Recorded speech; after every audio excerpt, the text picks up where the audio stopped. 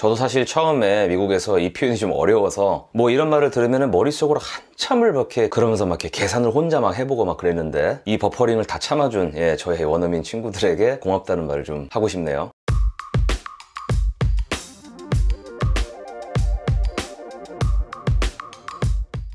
영어 전체를 통틀어서 가장 많이 쓰는 단어 탑 3를 한번 뽑아본다면 그 안에 항상 들어가는 게 바로 to라는 단어입니다. 뭐 그만큼 활용도가 정말 높다는 그런 말인데요. 활용도가 높고 쓰임새가 많기 때문에 이 to라는 단어의 기본 그림을 정말 제대로 알아두시는 것이 중요합니다. to라는 단어의 기본 그림은 어디로 향함입니다. 이 그림을 기억을 하시면 to가 들어간 대부분의 표현들은 어느 정도는 직관적으로 파악하실 수가 있습니다. 가장 이해하기 쉬운 예시는 역시 물리적인 것들에 대한 그런 묘사죠. It is 10 kilometers from here to the park. 여기서 공원까지는 10km 거리다. 여기서는 당연히 here에서 the park로 to 향할 때 그 거리를 계산하면 10km라는 그런 이야기가 되겠죠. 이것을 시간으로 바꾸어도 마찬가지입니다. It takes 30 minutes from here to the park. 여기서 공원까지는 30분 거리다. 역시 here에서 the park로 to 향할 때 그 시간을 계산하면 30분, 30 minutes라는 그런 이야기가 됩니다.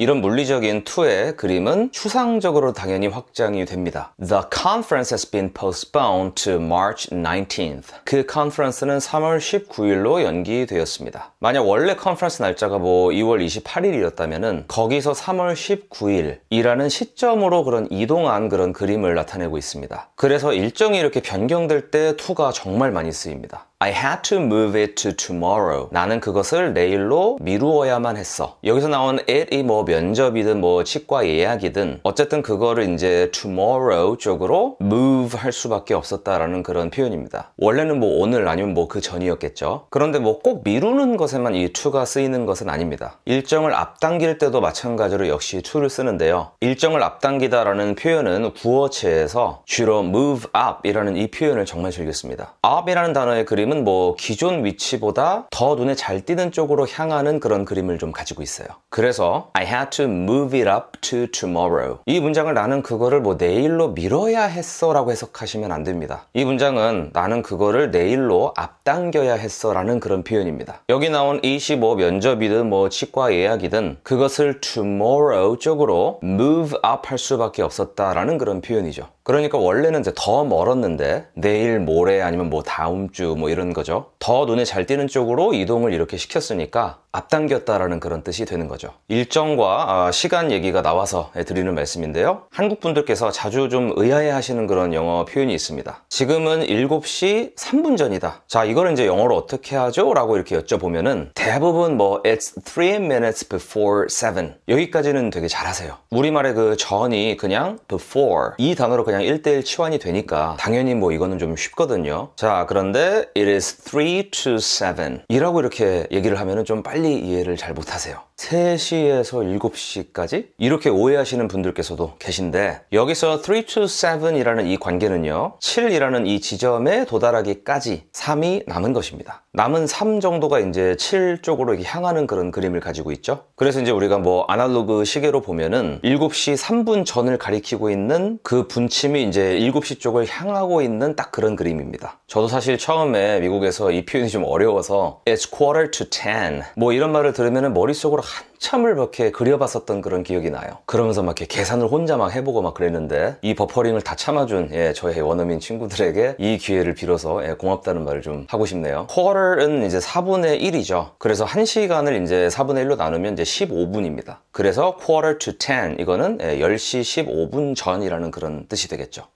사실 뭐 이런 to의 그림 때문에 A to B라는 그런 관계가 있으면 A는 B에 속하는 것? 뭐 이런 거를 나타내기도 합니다. 사람도 사실 뭐 그렇잖아요. 내가 누구 쪽을 이렇게 향한다면은 나는 이제 그 사람을 뭐 바라본다 라고 이렇게 표현을 하죠. 연인 사이에 막 난 네 거야 뭐 이런 말 뭐 이런 말도 하지 않습니까? Do you have the key to the supply room? 너 비품실 열쇠 가지고 있니? The door to the room is broken. 그 방 문이 망가졌네. 첫 번째 문장에서 이제 key는 비록 the supply room과 원래 붙어있는 관계는 아니지만 그것을 열기 위해서 존재하여, 즉 소속으로 치면은 the supply room 소속입니다. 정확히는 the supply room 소속의 어떤 door 소속의 어떤 lock에 소속되어 있겠죠. 이런 관계를 이제 to라는 단어가 가장 잘 나타냅니다. 두 번째 문장인 the door to the room is broken. 여기서 보시는 이제 the door도요, the room과 완전히 하나는 아니지만 그 방으로 들어가기 위해 존재하는, 결국 the room 소속이라고 볼 수가 있습니다. 이런 관계를 나타낼 때 이제 딱 좋은 게 바로 이 to라는 단어가 되는 것이죠.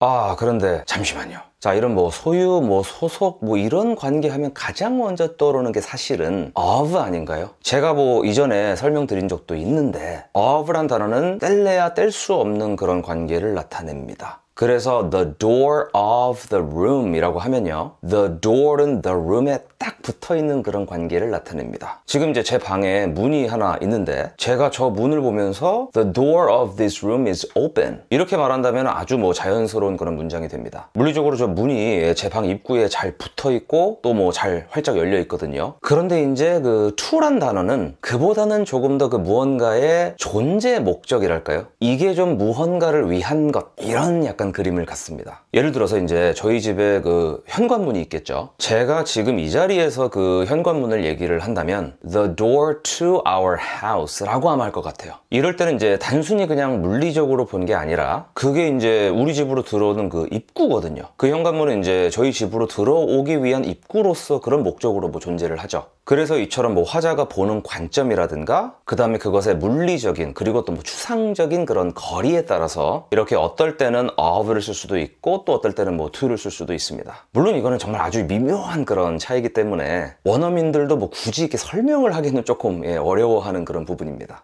여기서 사실 정말 그 좋은 예가 있다면은 entrance, 즉 그 입구라는 그 단어 뒤에는 거의 관용적으로 to가 붙는다라는 그런 점이에요. 그러니까 저 입구라는 거는 그 물리적으로서 그 문이라는 뭐 그것보다는요, 어디로 들어가는 게 목적인 그런 이제 문을 의미하죠. 그래서 뒤에 이제 거의 이제 to가 참 잘 붙습니다. The entrance to the house, 그 집으로 들어가는 입구. The entrance to the building, 그 건물로 들어가는 입구. 거의 이렇게 이제 뒤에다가 to를 쓰는 편입니다. to라는 단어의 이제 그림을 보다 더 잘 이해할 수 있는 그런 예를 하나만 더 추가를 하자면 누구누구의 그 보조라는 말을 할 때요, 이거를 보통은 영어로 assistant to라고 한다는 점입니다. 그래서 이제 영어로 지점장 보조라고 하면요, assistant to the regional manager 이라고 하는데요, regional manager, 즉 이 지점장과 원래 하나는 아니지만 그 직을 이제 보조하기 위해서 존재하기 때문에 마치 그 the key to the supply room이나 the entrance to the building처럼요, assistant는 regional manager를 향해 있는 것이 이제 기본 그림입니다. 그래서 이제 이 자리에 이제 to가 들어가면 딱이죠. 여기서 잠시 또 하나 떠오른 게 제가 어떤 구독자님의 그 댓글에서 본 그런 예시가 있는데요, 이것이 그 to라는 단어와 of라는 단어의 심리적 거리감을 가장 잘 나타내는 것 같습니다. 굉장히 효과적인 것 같거든요. 자, 그래서 다음 두 예시를 보시죠. A mother of two, a father to a murdered son. 사실 이제 두 번째가 좀 너무 좀 슬픈 예시라서 제가 넣을까 말까 망설였는데 이게 이제 실제가 아니라 이제 영화에서 나온 대사라 제가 그냥 넣기로 마음을 먹었습니다. A mother of two는 뭐 두 아이의 엄마 정도의 뜻이 돼요. 이렇게 보통 그 자녀의 숫자를 그 of 뒤에 넣어서 몇 아이의 뭐 엄마, 몇 아이의 아빠 이런 식으로 표현을 좀 많이 합니다. 당연히 이제 그 자녀들한테 속해 있는 그런 뭐 엄마, 아빠이기 때문에 of를 쓰는 거는 직관적으로 이해가 가시죠. 그런데 이제 두 번째 거는 왜 to를 썼을까요? 가만히 보시면 이제 a murdered son, 즉 살해당한 아들입니다. 즉 이 son은 더 이상 세상에 없기 때문입니다. 그래서 이제 더 이상 of로 표현할 수 없는 그런 상태인 거죠. 이 전치사 하나 차이로 진짜 마음이 좀 먹먹해지죠. 그러나 어쨌든 그 father은 원래 그 아들에게 그런 속한 사람이었음을 나타내고 있습니다. 이 대사는 사실 그 영화 글래디에이터에서 막시무스 장군이 그 로마 황제에게 자신의 정체를 당당하게 딱 드러내면서 복수를 다짐하는 그 장면에서 나왔습니다. 자, 이거의 이제 원문이요. My name is Maximus Decimus Meridius, father to a murdered son, husband to a murdered wife, and I will have my vengeance in this life or the next. 내 이름은 막시무스 데시무스 메리디우스. 살해당한 한 아들의 아버지이자 살해당한 한 아내의 남편이고 이번 생이 아니면 다음 생에서라도 복수를 할 것이다. 이제는 이제 세상에 없는 자신의 아들과 그 아내를 언급을 하면서 나는 그들에게 a father 그리고 a husband 이런 사람으로 한때 존재했음을 나타내고 있습니다. 정말 슬프면서도 정말 비장한 그런 대사죠. My name is Maximus Decimus Meridius, father to a murdered son, husband to a murdered wife, and I will have my vengeance in this life or the next. 일단 2의 가장 기본적인 그림을 알아봤고 지금 살짝 of와의 차이점은 뭔지를 알아보고 있었죠. 제가 든 예시를 통해서 조금 이제 그림이 좀 보이셨으면 좋겠고요. 바로 이어서 다음 영상에서는 어떤 특정 그 단어 뒤에 전치사가 꼭 하나만 쓰이는 게 아니고 이제 2가지 정도가 쓰이는데 이거 의미 차이가 도대체 뭔가요? 대표적인 케이스로 compare to, compared with 그리고 familiar to, familiar with 자, 여기에 대한 설명을 바로 다음 영상에서 들어가도록 하겠습니다. 여러분 감사합니다. 내용이 마음에 드셨다면 구독과 좋아요 부탁드리고 바로 다음 영상에서 만나 뵙도록 하겠습니다.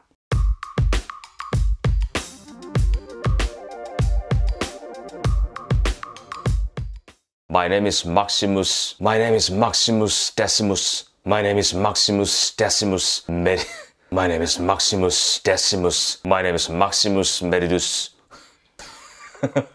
My name is Maximus Decimus Meridius.